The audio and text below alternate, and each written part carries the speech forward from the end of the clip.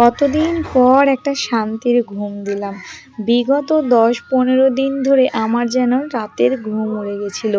কী কারণে রাতের ঘুম উড়ে গেছিল আশা করছি তোমাদেরকে আর ভেঙে বলতে হবে না। সো হ্যালো এভরিওয়ান, কেমন আছো তোমরা সবাই? কৃষিরূপ ব্লগের আরও একটি ভিডিওতে তোমাদের সকলকে স্বাগত জানাই। বাজে এখন প্রায় সকাল 6:30 কি 6:45 মতো হবে। সকাল সকাল ঘুম থেকে উঠে নিচের বিছানাগুলো সমস্তটা তুলে দিলাম। ওই বিছানায় ভাই আর পিকলুর বাবা ঘুমিয়েছিল, তো ওরা উঠে গেছে, তাই আমি বিছানাগুলো তুলে এখন ঘর বারান্দাগুলো ভালো করে ঝাড় দিয়ে দিচ্ছি। মা তো আরও অনেক আগেই উঠে পড়ে, প্রায় ভোরবেলায় যখন আজান দেয় তার পরে উঠে পড়ে, তো আমাদেরকে আর ডাকে না। আর এই আমাদের বাড়িতে যেহেতু মুরগি টুরগি প্রচুর পরিমাণে রয়েছে, আর আমাদের এখানে না মানে বেলা অবধি কেউ শুয়ে থাকে না, তো সেই কারণে আমারও ঘুমটা তাড়াতাড়ি ভেঙে যায়। তো সেই কারণেই উঠে একেবারে কাজকর্মে হাত লাগিয়ে দিয়েছি।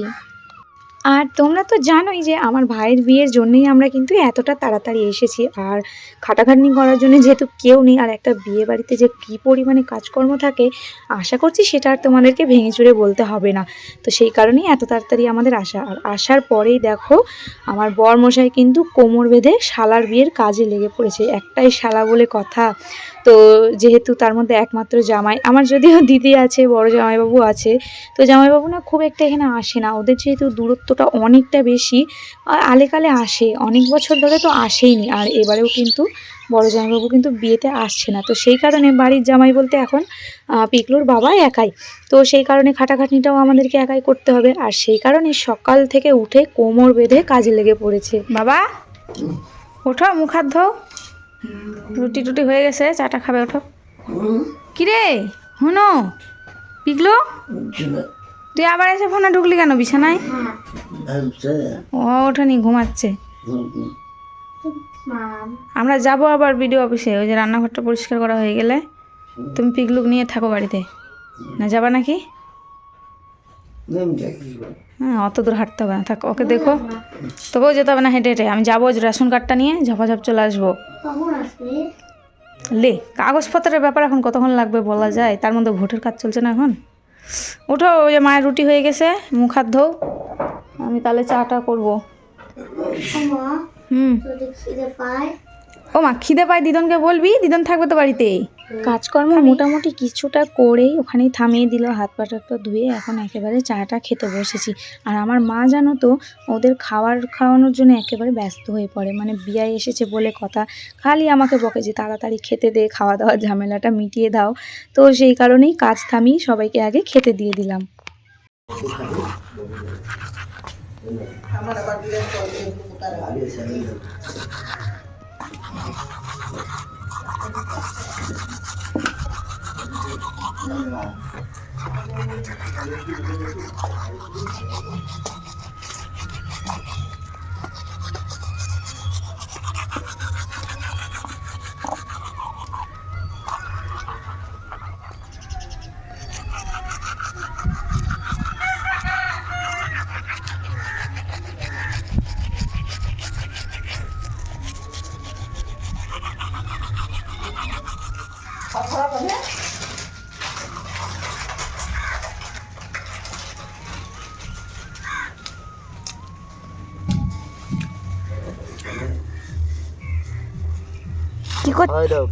কি করছে রে দাদু? কি করছে দাদু? একটা কাজ করছে, রোদ লাগলে যে এধারে উঠে চলে আসবে এই ছামাটায়।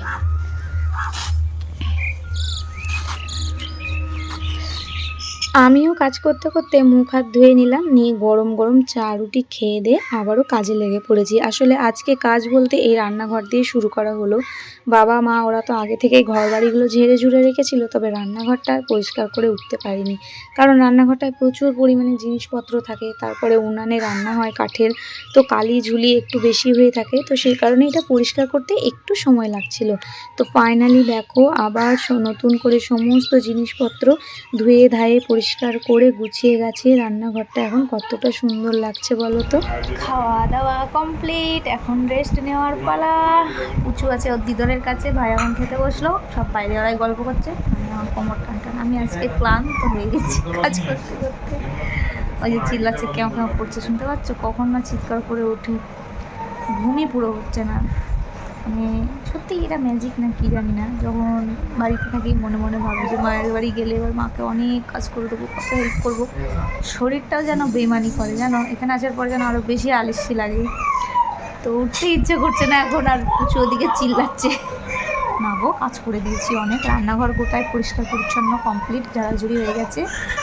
প্যান্ডেলের বাঁশ পড়েছিল, আর আবার বাঁশ বয়ে নিয়ে আসলো, বাকি কাজ আবার কাটবো। আজকের মতো এখানেই, চলো এবার একটু রেস্ট নিই। এসব থেকে এখনো ঘুরতে যাইনি কোথাও জানো, ওই যে চিল্লাচ্ছে। ওই বিকলো, এদিকে এদিকে নিয়ে আসো তো।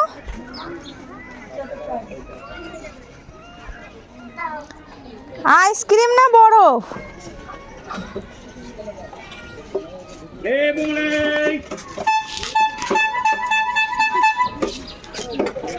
এই আইসক্রিম না বরফ হলে নাচিস না, আবার ভালো করে হাঁটো। যা তুই ওটা ওটা তুই নিয়ে চল যা। আর 1 2 তুমি খাবে? না না, 3 জায়গায় দাঁড়ালো। সেই বেশি করে লেবু নুন দিয়ে দিও। সেই দিদনকে নিয়ে যে দে, দাঁড়া ধরো তো।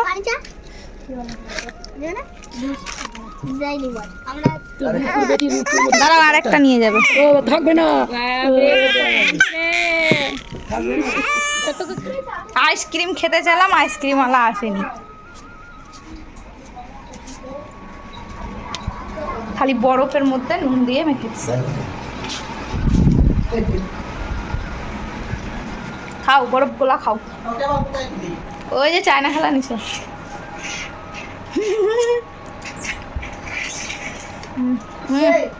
সেই দুপুরবেলা একটু শুয়েছিলাম, কিছুতেই ঘুম আসছিল না। পরে মা আবার নিজেই ডাকলো, ডেকে বললো আয় মাথায় তেল দিয়ে মাথাটা একটু দেখে দিই।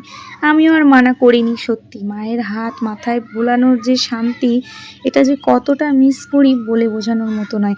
যদিও মাথায় উকুন টুকুন কিছু নেই, তবুও মায়ের হাতটা মাথায় পড়ছে, এটাই অনেক। আবার কবে পাবো না পাবো।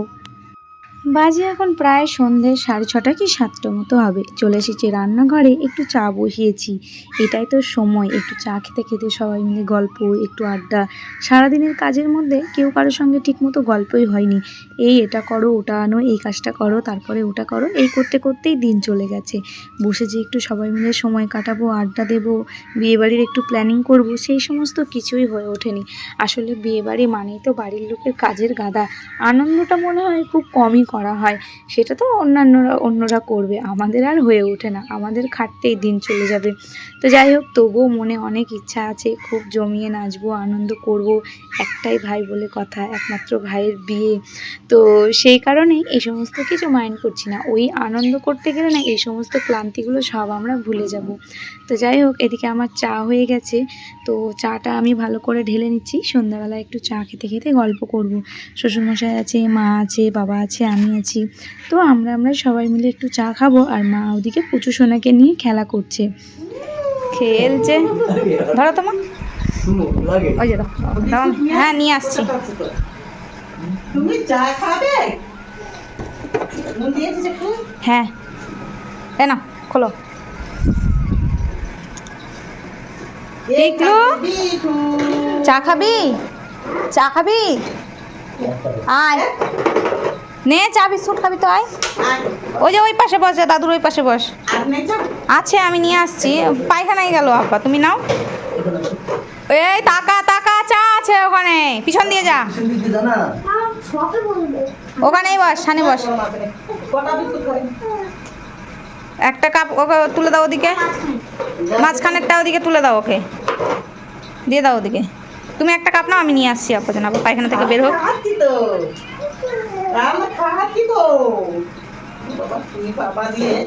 খোঁচে দিবে,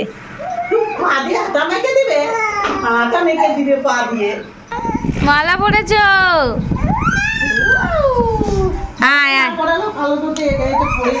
হ্যাঁ সন্ধেবেলায় চাটা খাওয়ার সময় মা আবার আজকে পুচু সোনাকে একটা নতুন মালা পরিয়ে দিল, মানে মায়ের তরফ থেকে পুচু সোনা পেলো নতুন একটা গিফট। আর এদিকে দেখো আরও একটা কাজে লেগে পড়েছে। আর বাবারও যেহেতু বসে বসে ভালো লাগছিল না, তাই দুই বিয়াই আর বিয়ান মিলে একটা কাজে লেগে পড়েছে। এই মাদুরগুলো মা নতুন কিনেছিল, লাইলনের মাদুরগুলো, তো দেখছে ধারগুলো কেমন যেন খুলে খুলে যাচ্ছে, মানে খুব একটা ভালো না। তাই বললো নিয়েই ফেলেছি যখন, শুধু শুধু নষ্ট করে তো লাভ নেই। তাই কাপড় কেটে সেটার পাড়গুলো ভালো করে সেলাই করে দিচ্ছে, আর বাবা সেটাকে ধরে দিচ্ছে। আর আমি বসে বসে এখানে একটা আপেল খাচ্ছি আর ওদের কাজ দেখছি। রাতের খাওয়া দাওয়া এখন আর নেই, করতে করতে দেরি আছে, রান্নাবাড়িও মোটামুটি করাই আছে, তাই এই সময় কাটানো হচ্ছে।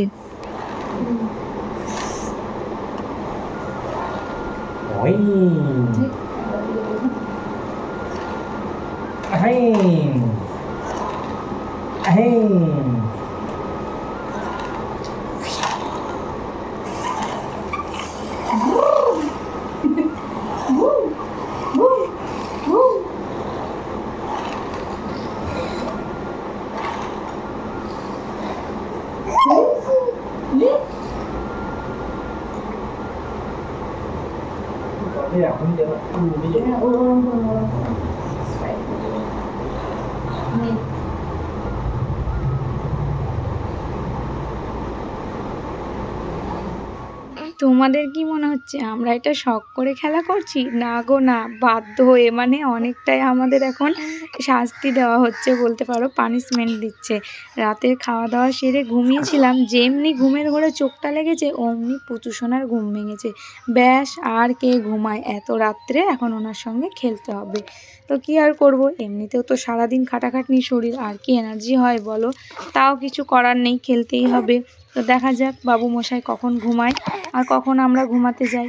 তবে ও কখন ঘুমাবে জানি না, তবে ভিডিওটা আমি এখানেই শেষ করছি। কেমন লাগলো সম্পূর্ণ ব্লগটা অবশ্যই কিন্তু কমেন্টে জানাবে। ভালো লাগলে একটা লাইক করে চ্যানেলটা সাবস্ক্রাইব করে আমার পাশে থাকবে। সবাই ভালো থাকবে, সুস্থ থাকবে, সাবধানে থাকবে। দেখা হচ্ছে খুব শিগগিরই পরের একটা ব্লগে। কত রাত হলো, তাহলে সবাই শুয়ে পড়েছে, আর দাদু ঘুমের থেকে উঠে চলে আসবো আর চিৎকার শুনে। ভালো লাগে না, আর ঘুমাবো। গেঞ্জিটা ভিজে দিছে আবার। এক্ষুনি পাল্টে দিয়ে বিছানায় নিয়ে গেলাম একটু আগেই। আর খেলায় ফুরায় না, আর ঘুমাবে সারাদিন, করে করে ঘুমাবে। রাতে বেলা disturb।